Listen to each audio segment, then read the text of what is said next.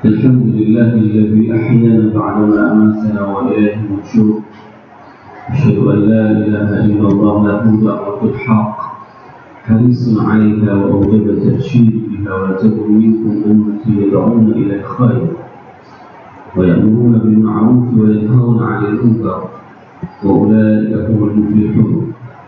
وأشهد أن محمدا عبده ورسوله بلغ الرسالة وأدى الأمانة ونصح الأمة وكشف الأمة حتى آتانا اليقين ليلها كنهارها لا يزيغ عنها إلا هالك. اللهم صل على هذا النبي الكريم محمد وعلى آله وأصحابه أجمعين، وأحيينا اللهم على سنته وأمتنا على ملته واحشرنا مع زمرته مع الذين أنعمت عليهم من النبيين والصديقين والشهداء والصالحين وحسن أولئك رفيقا. رب اشرح لي صدري ويسر لي أمري واحلل عقدة من لساني يفقهوا قولي. Para asatiz yang saya muliakan dan pula yang saya cintai, Bapak jemaah untuk Allah. Marilah pertama-tama dan senantiasa kita memanjatkan puji dan syukur kita kepada Allah yang telah memberikan iman kepada kita sehingga kita dapat melangkahkan kaki kita untuk melaksanakan salat subuh berjamaah. Salawat dan salam sama-sama kita panjatkan kepada junjungan kita Nabi besar Muhammad sallallahu alaihi wasallam yang telah memberikan pencerahan kepada kita sehingga kita tahu bagaimana melaksanakan salat subuh sesuai dengan panduan yang diajarkan oleh baginda Rasulullah sallallahu alaihi wasallam. Kalau seandainya Rasulullah tidak pernah diutus kepada kita, maka kita tidak tahu apa yang harus kita lakukan saat kita terkejut dan bangun kita.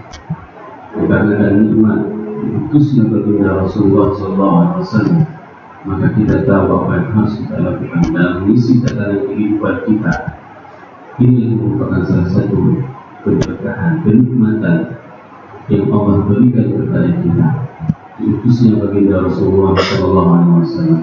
Oleh sebab itu, Bapak Ibu jemaah yang dirahmati Allah, senantiasa memperbanyak selawat kepada baginda Rasulullah sehingga nanti semoga jemaah yang berhadir pada salat subuh yang berbahagia ini merupakan di antara umat Nabi Muhammad yang akan diberikan syafaat pada baginda Rasulullah sallallahu alaihi wasallam. Bapak Ibu jemaah yang dirahmati Allah, ada sebuah ayat di dalam surat Ibrahim ayat 12 yang berbunyi firman A'udzubillahi minasyaitonir rajim. Bismillahirrahmanirrahim. Wa ma lana alla natawakkal 'ala Allah wa qad hadana subulana wa lanasbiranna 'ala ma ataytumuna wa 'ala Allah falyatawakkalul mutawakkilun. Shadaqallahul 'azim. Allah menanyakan sebuah pertanyaan kepada kita semuanya, di mana Allah memulai dengan ma istifham, yaitu ditandai dengan sebagai mubtada. Wa ma lana itu adalah sebagai khabar ataupun pertanyaannya, apa yang membuat kami ini alla natawakkal 'ala Allah, sehingga kami ini tidak mau bertawakal kepada Allah.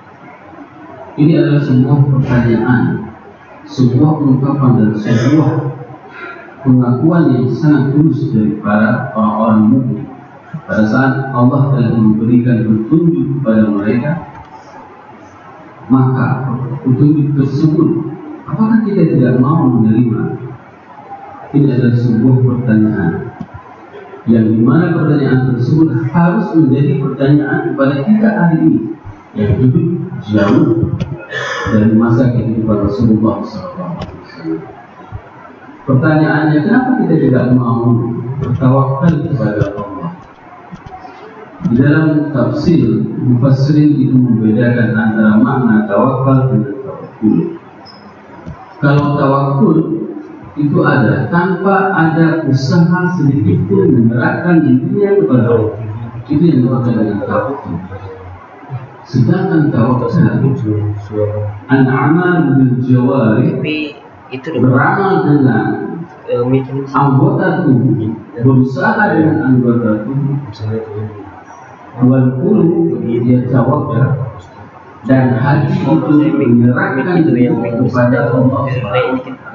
Bermakna apa?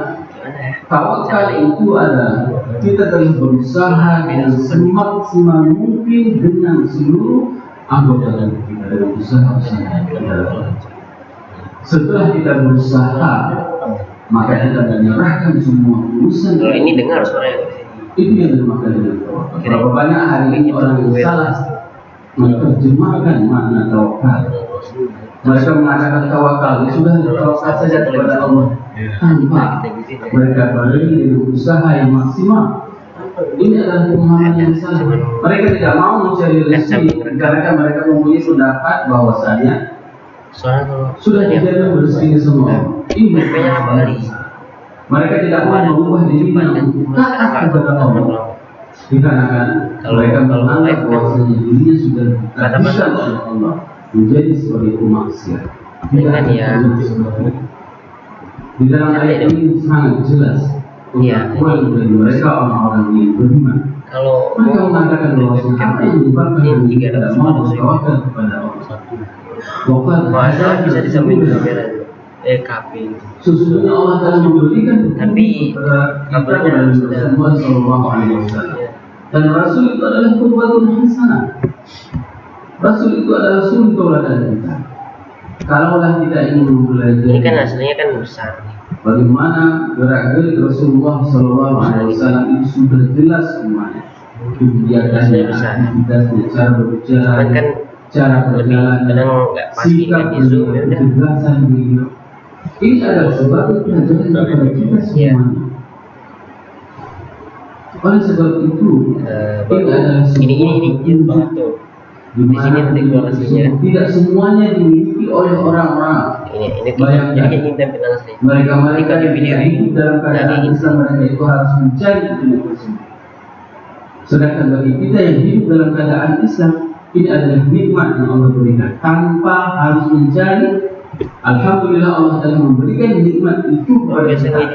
Begitu kita lahir, kita sudah menyandang hanya saja bagaimana cara kita mengisi Islam tersebut dengan ilmu pengetahuan yang benar sesuai dengan petunjuk yang diajarkan oleh baginda Rasulullah Sallallahu Alaihi Wasallam.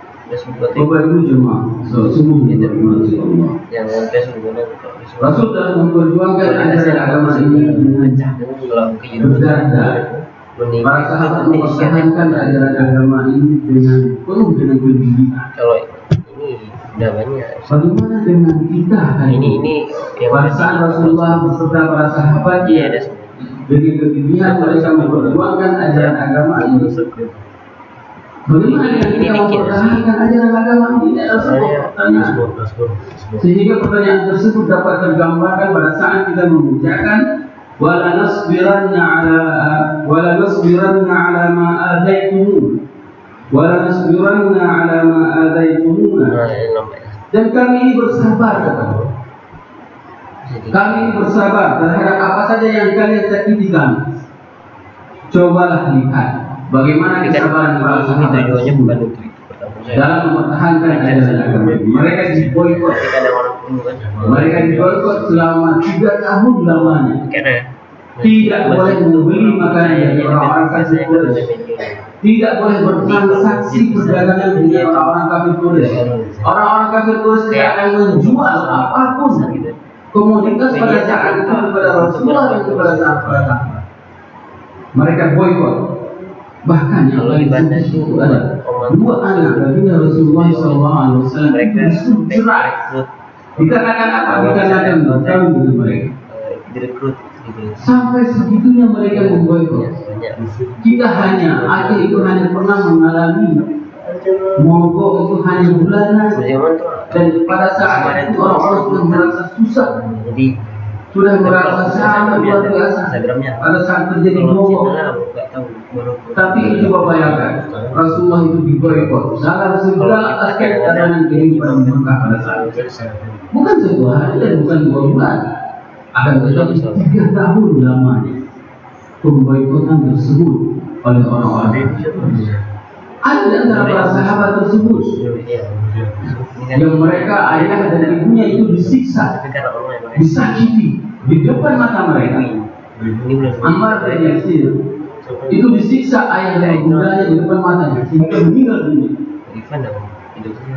Jabir bin Abdullah itu disakiti ayahnya Abdullah bin Haram, itu adalah ayah Jabir bin Abdullah.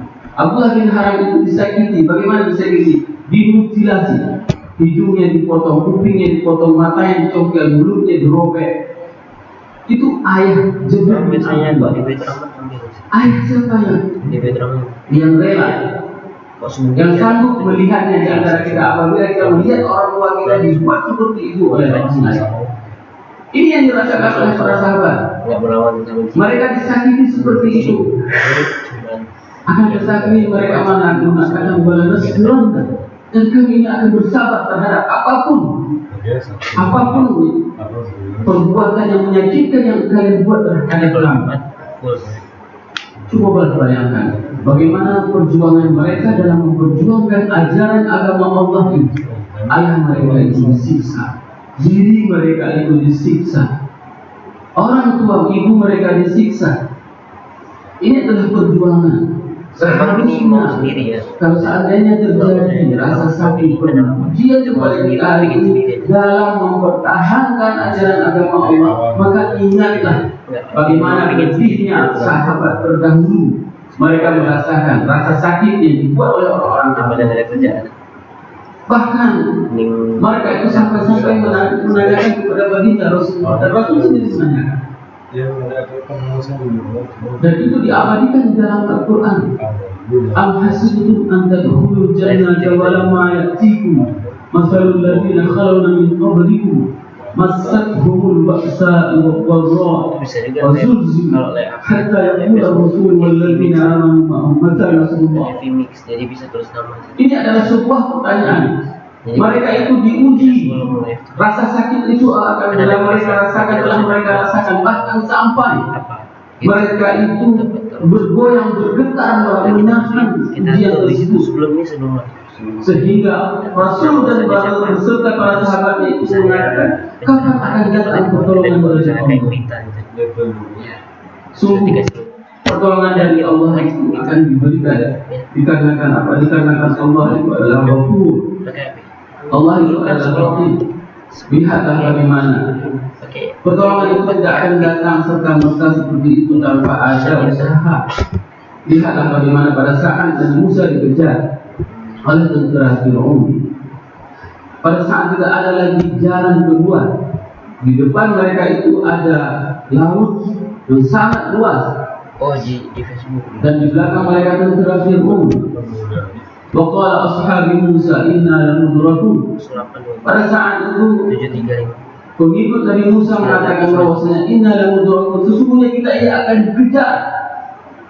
Akan tetapi Musa memberikan sebuah keyakinan kepada kaumnya dan kepada kita hari ini. Kalla.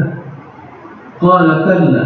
Katakan wahai Musa, tidak akan pernah mereka bisa mengejar kalian.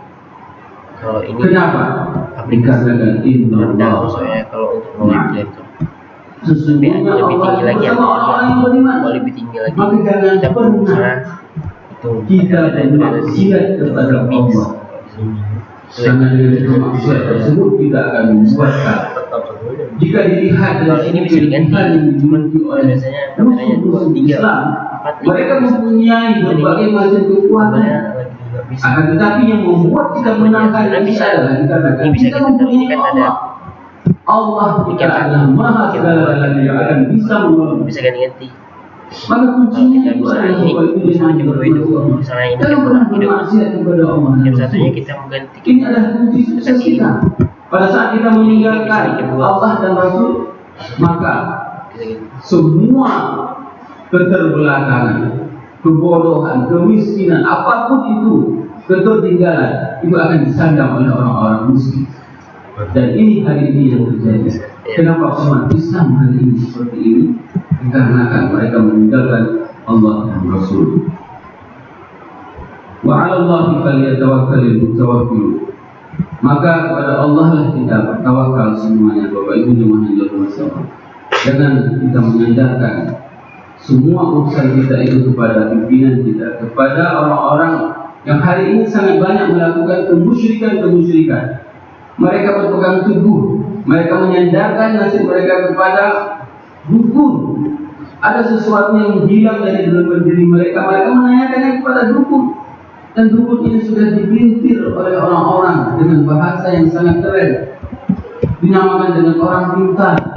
Padahal mereka itu sudah dikatakan dukun, orang-orang yang meminta pertolongan kepada jin dan syaitan.